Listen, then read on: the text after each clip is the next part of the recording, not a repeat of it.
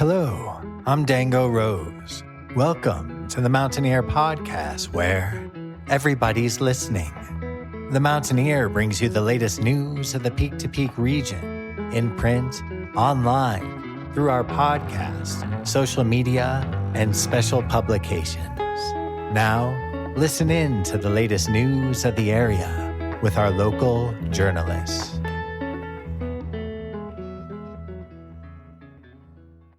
Spare me, wear me round your neck. Stick around this time until you make your nest in the pear tree, soon to meet its end. Rotten fruit around my ankles, it's sweeter than the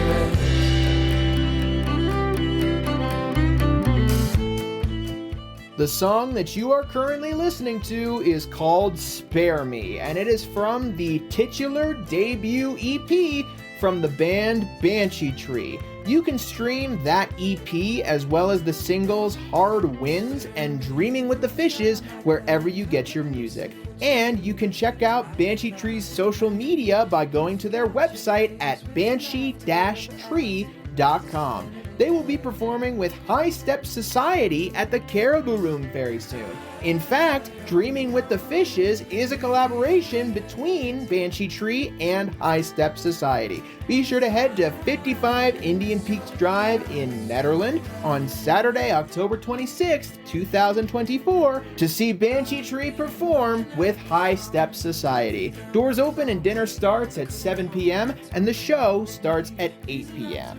Oh, and if you want to hear from Banshee Tree themselves, I interviewed them 3 years ago for the Mountaineer Podcast episode 35. So be sure to check out that podcast to hear directly from members of the band.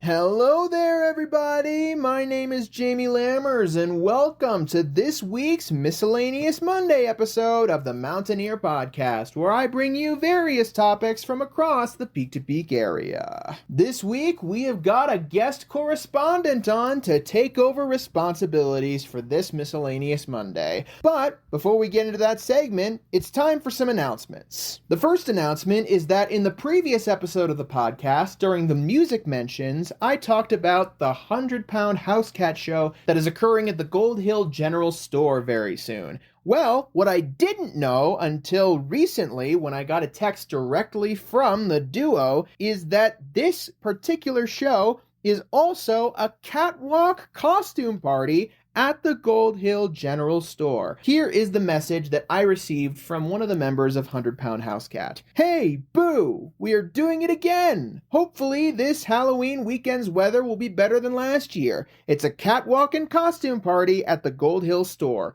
100-Pound House Cat plays at 7 p.m. And by the way, that date is this Saturday, October 26th. And it's located at 531 Main Street in Gold Hill. Be sure to head over there for an awesome performance from 100-Pound House Cat, as well as the catwalk costume party. And second, it's time to announce this weekend's movie at the Backdoor Theater. The movie this weekend is Whitebird. The movie is rated PG-13. Here is the log line that the Backdoor Theater sent in its weekly emails. Struggling to fit in at his new school after being expelled for his treatment of Augie Pullman, Julian is visited by his grandmother and is transformed by the story of her attempts to escape Nazi-occupied France during World War II.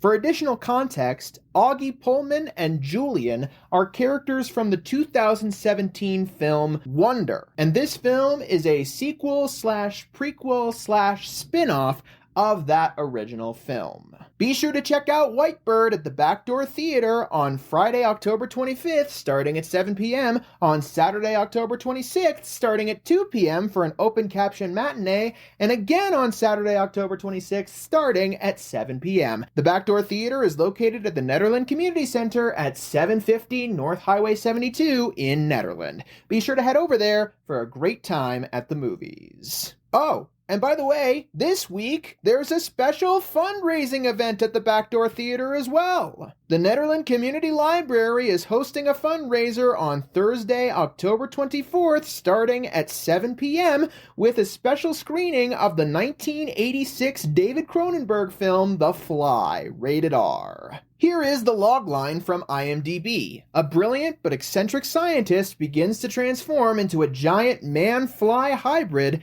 after one of his experiments goes horribly wrong. While admission for this fundraiser is free, donations are appreciated. So, as a refresher, be sure to check out this weekend's movie Whitebird, but if you can, also be sure to head over to the Nederland Community Center's Backdoor Theater for a special fundraising screening of The Fly on Thursday, October 24th, starting at 7 p.m. All right, I think I've got all my announcements out of the way. Let's have our guest correspondent introduce this week's segment. This is the Mountain Ear Podcast, and I'm Maryann Rosen, bringing you stories, history, or lore from or about the mountains you live in. Living in the area, has anyone ever wondered about the history of Gilpin County and the person for whom it was named? Gilpin County was established in 1861 as one of the original 17 counties in the Colorado Territory. Encompassing about 150 square miles, the county is the second smallest in the state. At the time that Gilpin County was created, counties were organized by population density. The county's small size is due to the high population density at the time of its creation. Mining and gold drawing people to this land was the main reason for the number of individuals per square mile, generating a much more dense area back then than other areas of Colorado. Home originally to the Ute, Arapaho, and Cheyenne nations, the land was colonized by European countries, eventually France. The United States acquired the land in 1803 as part of the Louisiana Purchase. Permanent non-indigenous settlements began during the Colorado Gold Rush in 1859.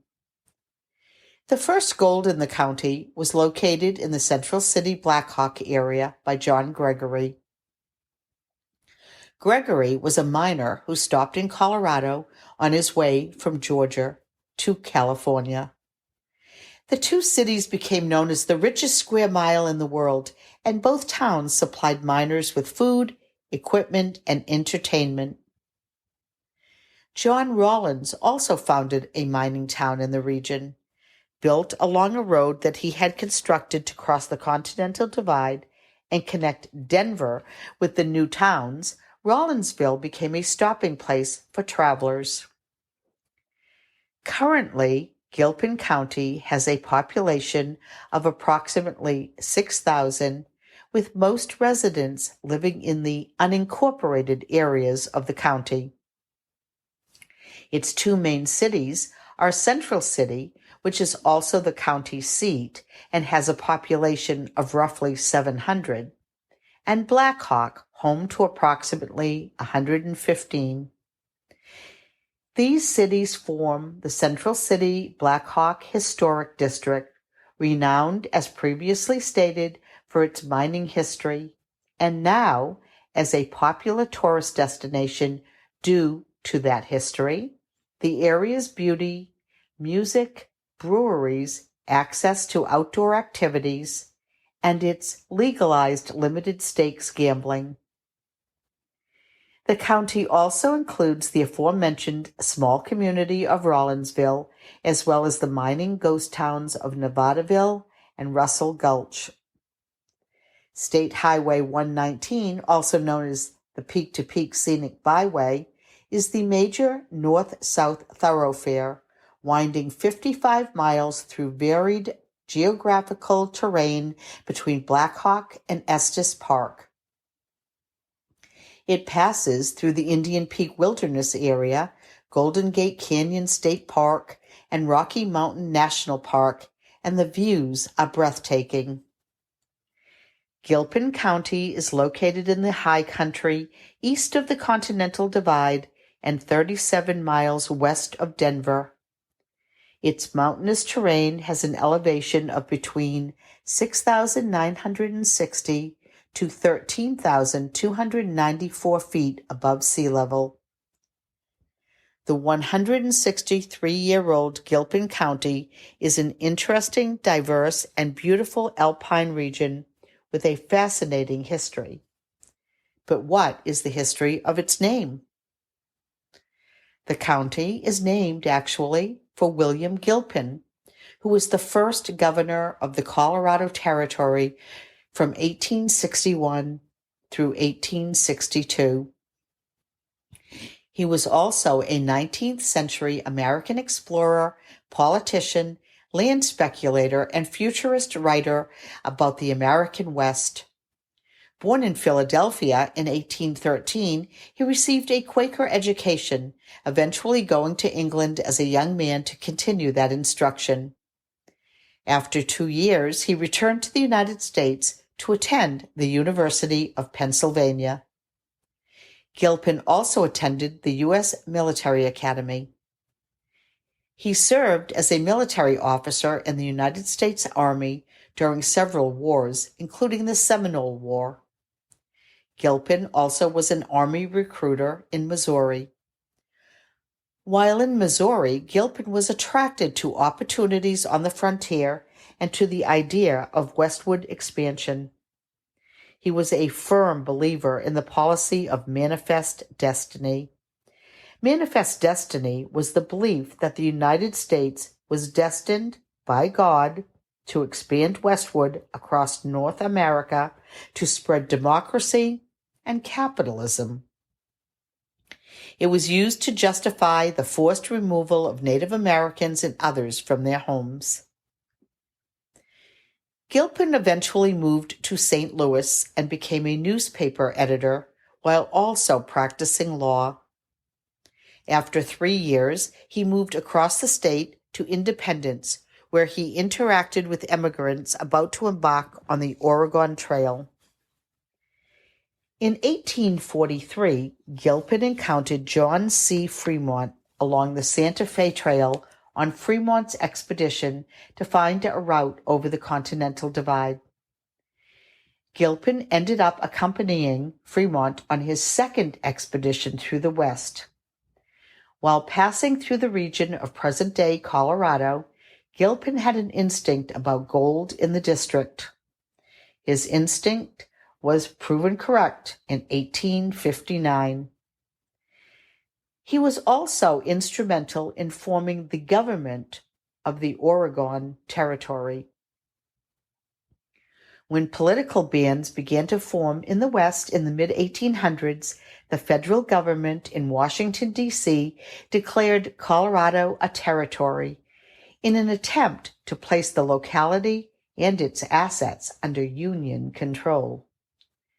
Gilpin, who had been a bodyguard for Abraham Lincoln and who politically aligned with the new administration, became a personal friend of President Lincoln. Gilpin, because of this friendship, was then appointed by Lincoln to be the first governor of the Colorado Territory. His selection over the local favorite, William Larimer, who founded Denver and for whom Larimer County is named, came as a surprise and was also motivated in part by the fact that Gilpin was backed by the governor of Missouri, a slave state that Lincoln was eager to keep in the Union. Gilpin arrived in Denver in May of 1861. His administration was plagued with difficulties from the outset, and his tenure was short. The possibility of a Confederate invasion from outside during the Civil War and looming tensions with Native Americans began almost immediately. The impending threats facing the territory resulted in Gilpin acting quickly. He, however, had not received authorization from the federal government. Despite this, he began to entreat volunteers for a military regiment. Not having funds, Gilpin issued $375,000 in drafts on the federal treasury, thinking that the federal government would honor them later. He later tried to claim that he had received verbal authority at the time from Lincoln. Rumors from Washington, D.C. began circulating, and then confirmation was received that the government did not intend to validate the drafts. By the summer of 1861, many citizens of the territory were in an uproar, and petitions were circulating calling for Gilpin's removal from office. The movement was also promoted by an angry William N. Byers, the editor of the Rocky Mountain News, whose newspaper had been bypassed in favor of a rival in the awarding of the territorial printing contract. Gilpin, under attack, went to D.C. to plead his case about the drafts, to no avail. Although there was controversy surrounding his financial dealings, his mustering and training of the regiment that he put together proved highly useful when the Confederates launched an invasion northward through the New Mexico Territory in the spring of 1862. Despite the success, the territory was bogged down with major financial problems caused by Gilpin's drafts. Eventually, the federal treasury did settle the drafts, but it was too late for Gilpin. The financial scandal and the problems it caused for the territory were his downfall. And in May of 1862, Lincoln removed Gilpin from the governorship of the territory and replaced him with the problematic John Evans. After Gilpin's demise politically, he made a large fortune as a land speculator, although his dealings were questionable and possibly illegal. In 1863, Gilpin and a syndicate of foreign investors bought the 1,380,196-acre Charles H. Beaubien land grant, often referred to as the Sangre de Cristo land grant, on the west slopes of the Sangre de Cristo Mountains in southern Colorado. They paid about 4 cents an acre, around $41,000. Gilpin and his investors then tried to evict all residents on the property.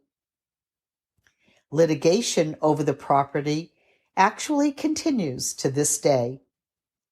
He was also one of the early owners of the Louis Maria Baca Grant No. 4. Gilpin ran unsuccessfully for the office of Colorado Territorial Delegate to the United States Congress. He married Julia Amantine Pratt Dickerson and had 3 children. In 1894, Gilpin was run over by a horse and carriage while walking the streets of Denver and died as a result of his injuries. He is buried in Mount Olivet Catholic Cemetery in Wheat Ridge, Colorado. William Gilpin was a somewhat controversial figure who lent his name to a beautiful and historically engrossing county in Colorado. Listen in next time to the Mountain Ear Podcast for another mountain tale. I'm Maryann Rosen. Thank you for listening. Thank you so much, Maryann, for bringing us another awesome Mountain Tales segment. She'll be back with another one in 2 weeks' time. In the meantime, we'll be back very soon with another episode of the podcast. I'm not 100% positive if I'll be able to get anything together for a Wednesday episode this time around, so if you don't see an episode pop up Wednesday, we will be back for a regularly scheduled Music of the Mountains episode on Friday. In the meantime, if you want to share this episode or others around with whoever you see fit, then be sure to head to our podcast's main hub at the mtnearpodcast.buzzsprout.com, or check out the archive of all of the episodes embedded in our website's homepage, themtnear.com. If you would like to be promoted on the podcast in some way, you want to be interviewed, you have a segment that you want to contribute, or you have advertising that you want us to share on the podcast, then be sure to email me at media@themountaineer.com and we will get something sorted for you. I will see you guys later this week. Have a great rest of your day.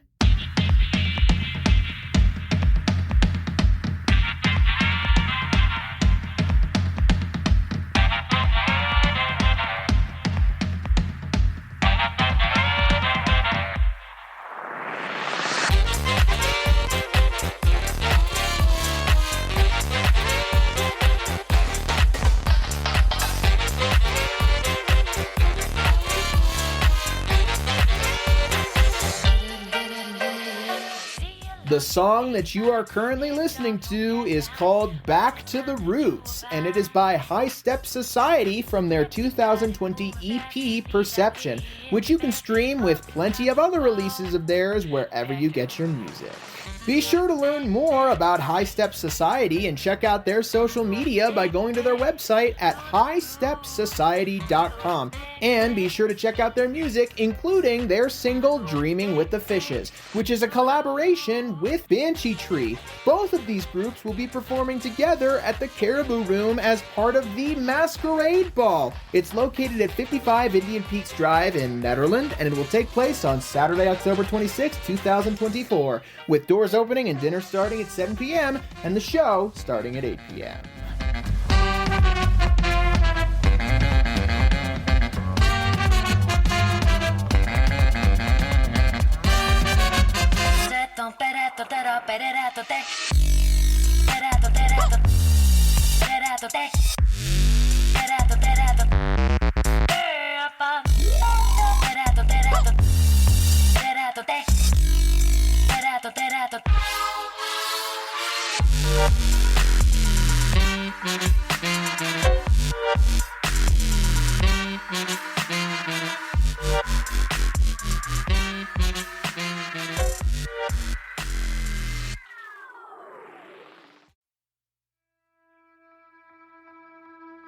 And that's it for our show.